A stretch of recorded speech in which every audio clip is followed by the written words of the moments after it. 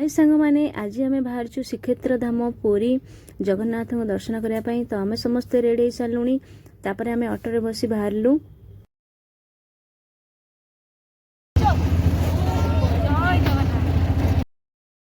बहुत भिड़ थिला तो सेठी मोबाइल अलाउ नथिला तो आम गोटे जगह मोबाइल रखिदे पुरी मंदिर भीतर प्रवेश कलु। सेठी जगह को दर्शन करी महाप्रसाद सेवन करी पुरी जगन्नाथ मंदिर पाखरे बहुत देवादेवी मंदिर थिला सेठी भी दर्शन करी आमे भारी धाम भितरे गोटिए धाम से कालियार श्रीक्षेत्र धाम शहे नाम भितरे गोटिए नाम से कालियार अमृत नाम जणे पूरी दर्शन पर आम पहुँची गलु स्वर्गद्वार। मते तो बहुत डर लगुला सेठी जीवाई तो घर समस्ते सेठी बुली आसिले तापर आम गलु पुरी सी बीच को मु दौड़ दौड़ी गली पुरी सी बीच रे बहुत एक्साइटेड थिला। सेठी बहुत दुकान सब बंद थिला आउ सी बीच रे भी बहुत भीड़ थिला।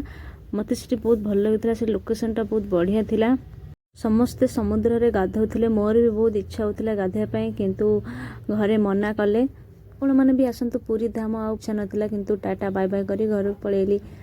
तो रखुची जय जगन्नाथ।